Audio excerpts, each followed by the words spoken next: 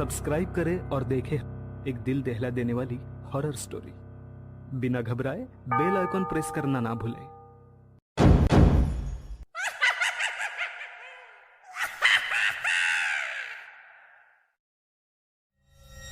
इस कहानी की लेखिका है विनीता मोहता। बगीचे में बैठी हुई सौम्या की आंखों से रक्त टपक रहा था। बड़े बड़े दांत और बड़े बड़े नाखूनों के साथ वह इधर उधर देखे बिना अपने ही काम में मग्न होकर धीरे धीरे खुद अपने ही हाथ पैरों को नोचकर खा रही थी। संजय ने जैसे ही उसे देखा उसकी चीख निकल गई। संजय की ओर देखते हुए सौम्या ने अपना खुद का हाथ तोड़ा और उसे संजय की ओर बढ़ाया। क्या हुआ संजय, क्यों परेशान दिख रहे हो? मेरे करीब आओ, देखो कितना स्वादिष्ट है, नरम नरम कच्चा मांस। बहुत दिनों के बाद ये प्यास बुझी है। आओ तुम भी तो स्वाद चखो। सौम्या और संजय दोनों ही कॉलेज में बॉटनी के स्टूडेंट थे। कॉलेज के हॉस्टल में रहकर अलग अलग पेड़ पौधों पर रिसर्च कर रहे थे। इसी सिलसिले में अक्सर कई बार जंगलों में जाते और वहां से कुछ पेड़ पौधे लेकर अपने प्रोफेसर के साथ उन पर रिसर्च करते थे। प्रोफेसर्स भी उन दोनों की मेहनत से बहुत खुश थी, क्योंकि जो पौधे आसानी से उपलब्ध नहीं होते थे वे दोनों अपनी मेहनत से रिसर्च के लिए अलग अलग जंगलों से ले आते थे। वेल डन संजय, तुम दोनों बहुत मेहनत करते हो, वरना आज से पहले करीब 10 बैच पढ़ा चुकी हूँ, मगर कोई भी असम के जंगलों से जड़ी बूटी का पौधा लेकर नहीं आया। तुम दोनों सच में काबिले तारीफ हो। मैम, ये तो आपका बड़प्पन है। आप हमें इतने अच्छे से सिखाती हैं, तभी तो हम लोग अपनी रिसर्च में कामयाब हो पाते हैं। सिखाती तो मैं सभी को हूँ, मगर सब लोग थियोरिटिकल नॉलेज से ही खुश हो जाते हैं, मगर तुम दोनों ही प्रैक्टिकल करते हो। वैसे भी अब रात बहुत हो चुकी है, तुम लोग अपने हॉस्टल वापस जाओ। कल हम लोग कॉलेज में एक विशेष नील कमल के बारे में पढ़ेंगे। अगले दिन सुबह प्रोफेसर क्लासरूम में नील कमल के बारे में समझा रही थी। ये नील कमल मध्य प्रदेश के पाताल पानी के जंगलों में पाया जाता है। पाताल पानी ऐसी जगह है जहाँ पर सूर्य की किरणें भी मुश्किल से पहुँचती हैं।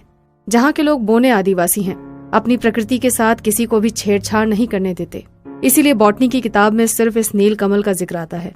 आज तक शायद किसी भी प्रोफेसर ने उस नील कमल को देखा नहीं है, क्योंकि जितने भी लोग उस नील कमल की तलाश में पाताल पानी के जंगलों में पहुंचे हैं, बोने लोगों ने उन्हें खाली हाथ भेज दिया। प्रोफेसर के मुंह से नील कमल के बारे में सुनकर संजय और सौम्या एक दूसरे की ओर देखकर मुस्कुराने लगे। सौम्या ने संजय की ओर थम्स अप का इशारा किया तो संजय अपनी जगह पर खड़ा हो गया। Professor, can you tell us more about this flower? How can we get it? What are you saying Sanjay? क्या तुमने सुना नहीं, पाताल पानी के जंगलों में वहाँ के बोने आदिवासियों को प्रकृति के साथ छेड़छाड़ पसंद नहीं है। वहाँ जाने के बारे में सोचना भी नहीं। कोई भी प्रोफेसर पाताल पानी के गहरे जंगलों में नहीं पहुँच पाया है। यदि जिद करके पहुँचने की कोशिश भी की तो वहाँ से जिंदा वापस नहीं आया है। तुम दोनों इस नील कमल के बारे में ज्यादा मत सोचो। इतना समझ लो, जो ये तुम्हारी बुक में लिखा है, इतना ही जानना तुम लोगों के लिए सफिशिएंट है। समझे तुम? तभी क्लास खत्म होने की बेल बजी और प्रोफेसर क्लासरूम से बाहर चले गए। सौम्या, चलो कैंटीन में बैठते हैं, अभी नेक्स्ट क्लास शुरू होने में टाइम है। संजय और सौम्या दोनों कॉलेज की कैंटीन में पहुंचकर एक दूसरे के चेहरे की ओर देखकर मुस्कुराने लगे। वेटर, हम दोनों के लिए वेजिटेबल सैंडविच और कॉफी। सोमू, क्या तुम भी वही सोच रही हो जो मैं सोच रहा हूँ? तुम्हारी और मेरी सोच तो काफी मिलती है, तो चले पाताल पानी के जंगल में। सोच तो मैं भी वही रहा हूँ, मगर प्रोफेसर ने कहा ना, आज तक कोई भी पाताल पानी के जंगलों से जिंदा वापस नहीं आया है।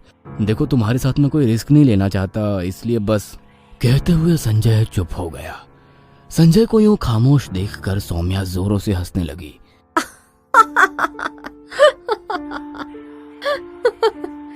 एक और तो कहते हो कि हम दोनों को मिलाकर बॉटनी में अपना नाम करना है, तो फिर जंगल के छोटे मोटे खतरों से क्यों डर रहे हो? अरे मैं डर नहीं रहा, बल्कि मैं तुम्हारे बारे में सोच रहा हूँ। तुम्हारे साथ में कोई रिस्क नहीं ले सकता, समझी तुम? कहते हुए संजय ने सौम्या का हाथ अपने हाथों में ले लिया। जब तुम मेरे साथ हो तो मुझे कैसा डर? पाताल पानी हम आ रहे हैं। संजय और सौम्या कॉलेज में किसी को बिना बताए नीलकमल की खोज के लिए एमपी के पाताल पानी के जंगलों में पहुंच गए। पास के छिंदवाड़ा में ट्रेन से उतरने के बाद वे दोनों लोकल से एक कार किराए पर लेकर दोनों पाताल पानी पहुंचे। वहां पर अंधेरा हो रहा था। सौम्या ने घड़ी देखी तो शाम के 4 बज रहे थे। अरे 4 बजे यहाँ पर कितना अंधेरा हो गया है। प्रोफेसर से सुना था ना, यहाँ पर सूर्य की किरणें मुश्किल से पहुँचती है। साहब, आप भी यहाँ लोकल मार्केट घूमने आए हैं? यहाँ आदिवासी लोग अपने हाथों के बने हुए बहुत खूबसूरत सामान बेचते हैं। जल्दी से जो लेना है ले लीजिए, घंटे भर बाद ये बाजार बंद हो जाएगा, उसके बाद हमें यहाँ से निकलना होगा। नहीं नहीं, हम लोग यहीं रुकना चाहते हैं। हमें यहाँ के जंगलों में जाना है। कल सुबह एक विशेष फूल को ढूंढने के लिए हम लोग निकलेंगे। संजय की बात सुनकर कार का ड्राइवर हैरान होकर उन लोगों की ओर देखने लगा। साहब, ये आदिवासी लोगों का एरिया है। अपनी जिंदगी में बाहरी लोगों का दखल अंदाजी इन लोगों को पसंद नहीं है। वे लोग बाहर के लोगों को यहाँ रहने नहीं देते हैं। आपको यहाँ रहने के लिए कोई भी फैसिलिटी नहीं मिलेगी। बेहतर होगा आप मेरे साथ वापस चलें। हम यहाँ पर उस विशेष फूल की तलाश में आए हैं। जब तक वो फूल हमें नहीं मिल जाता हम लोग कहीं नहीं जाने वाले। जैसी आप लोगों की मर्जी, मुझे मेरा पैसा दे दीजिए। रात होने के पहले मुझे यहाँ से निकलना है। ड्राइवर को पैसे देने के बाद सौम्या और संजय दोनों आदिवासी लोगों के बताए हुए छोटे से मार्केट में घूमने लगे। कहिए साहब, क्या चाहिए आपको? काफी देर से आप ऐसे ही घूम रहे हैं। देखिए, हम लोग मुंबई से यहाँ पर आपके जंगल में मिलने वाले एक खास फूल की तलाश में आए हैं। क्या आप उसे ढूंढने में हमारी कोई मदद कर सकते हैं? संजय की बातें सुनकर आदिवासी गुस्से में इन लोगों की ओर देखने लगा। साहब, हमारे जंगल हमारे पुरखों की धरोहर है। आज भी वो लोग हमारे जंगलों की रक्षा कर रहे हैं। बाहरी लोगों का दखल अंदाजी हमें हमारे जंगलों में पसंद नहीं। आप लोग यहाँ से जा सकते हैं। अरे आप तो खामोखा नाराज हो रहे हैं। अरे हमारी मदद करने के बदले हम आपको अच्छी खासी रकम देने को तैयार हैं। बस एक बार हमारी मदद करके देखिए, हम भी आपको खुश कर देंगे। साहब, यदि कुछ खाना पीना है तो बता दीजिए। रात होने वाली है, आप लोग यहाँ से जाने का इंतजाम कीजिए। कहकर आदिवासी वहाँ से चला गया। अरे यहाँ के लोग तो अपने उसूलों के बड़े पक्के हैं। हमारी थोड़ी सी भी मदद नहीं कर रहा है। यहाँ पर रात कैसे गुजारेंगे? अरे अभी चलकर कुछ खाते हैं, उसके बाद चुपचाप जंगल की ओर चल देंगे। हमारे पास पानी और रोशनी की भरपूर व्यवस्था है। रात जंगल में ही बिताएंगे और सुबह उसकी तलाश करेंगे। संजय और सौम्या दोनों ने जल्दी जल्दी कुछ खाया और चुपचाप आदिवासियों से नजर बचाकर जंगलों की ओर चल गए। संजय, ये जंगल तो बहुत ही घना है। यहाँ पर बहुत सारे जंगली जानवर होंगे। हाँ सोमू, जंगली जानवर तो होंगे, मगर तुम फिक्र मत करो, हम लोग आग जला लेंगे। जंगली जानवर आग से डरते हैं तो वो हमारे पास नहीं आएंगे। बस आज रात की बात है, जैसे तैसे निकाल लेंगे। कल सुबह होते ही उस फूल की तलाश शुरू कर देंगे। सौम्या और संजय आग जलाकर उसके आसपास बैठे थे। दोनों एक दूसरे से बातें करने में मग्न थे कि अचानक दूर कहीं से पायल बजने की आवाज आने लगी। पायल की आवाज सुनी सोमू? जंगल में इतनी रात गए कौन होगा? हाँ, आवाज तो मैंने भी सुनी है। हो सकता है कोई आदिवासी हल्का होने आया हो। वैसे भी ये लोग जंगल का ही उपयोग करते हैं। थोड़ी देर के बाद पायल का शोर तेज हो गया था, मानो 3-4 लड़कियां एक साथ पायल पहनकर भाग रही हो। अब तो उन लोगों के हंसने की भी आवाज सुनाई दे रही थी। संजय और सौम्या इधर उधर देखने लगे, मगर कोई भी उन्हें नजर नहीं आया। जिस पेड़ के नीचे संजय और सौम्या बैठे थे, उस पेड़ की डाली से अचानक एक आदिवासी महिला उल्टा लटक कर बोली, चले जाओ यहाँ से। मना किया था ना यहाँ नहीं आना, फिर क्यों आए हो? चले जाओ, इसके पहले कि वो आ जाए। चले जाओ। कहते हुए वो महिला अचानक से गायब हो गई। संजय और सौम्या दोनों एक दूसरे की ओर डरते हुए देख रहे थे। ये क्या था जो मैंने देखा? क्या तुमने भी देखा संजय? ये सच है या आंखों का छलावा? हाँ, मैंने भी देखा।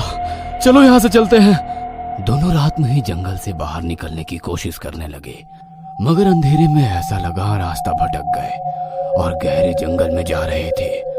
अचानक मोबाइल की रोशनी में सौम्या की नजर एक पुल के ऊपर पड़ी। यह वही नीलकमल था जो उन लोगों ने बुक में देखा था। संजय, अब उस फूल को ढूंढने के लिए हमें सुबह होने का इंतजार नहीं करना है। देखो, वो फूल हमारे सामने है। संजय और सौम्या दोनों उस फूल की ओर बढ़ने लगे। तभी अचानक एक भयानक से दिखने वाली आदिवासी महिला, जिसका शरीर पूरी तरह से सड़ा हुआ था, जगह जगह के घावों में से खून टपक रहा था, वह उनके सामने आई और बोली, ये फूल हमारे पूर्वजों की निशानी है। इसको हाथ लगाने की गलती मत करना। संजय और सौम्या उस महिला से दूर हट गए। वह महिला अचानक से वहां से गायब हो गई, मगर उसके जाते ही सौम्या और संजय ने एक दूसरे की ओर देखते हुए उस फूल को तोड़ लिया और तेजी से जंगल से बाहर भागने लगे। इस भागम भाग में सौम्या को होश ही नहीं रहा कि जिस हाथ से उसने फूल को तोड़ा था उस हाथ पर किसी ने काट लिया था। उसके हाथों से टपकती हुई खून की बूंदों को कोई जीभ से चाट रहा था। जंगल से बाहर निकलकर सौम्या ने हाथ का फर्स्ट एड कराया और मुंबई वापस आ गए। मुंबई आकर प्रोफेसर को अपना नीलकमल दिखाया और अपने हॉस्टल के बगीचे में उसे लगा लिया। आधी रात को हॉस्टल में शोर शराबा होने लगा।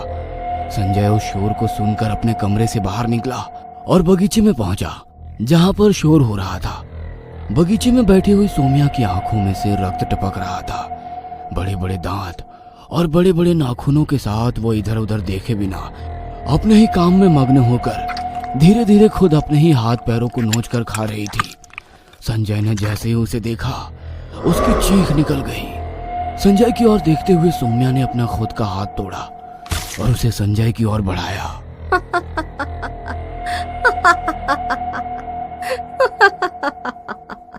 क्या हुआ संजय, क्यों परेशान दिख रहे हो? मेरे करीब आओ, देखो कितना स्वादिष्ट है। नरम नरम कच्चा मांस, बहुत दिनों के बाद ये प्यास बुझी है। आओ तुम भी तो स्वाद चखो। हंसते हुए सौम्या उस नीलकमल के पास पहुंची। उस नीलकमल से लपलपाती हुई एक जीभ बाहर आई और सौम्या को निगल गई।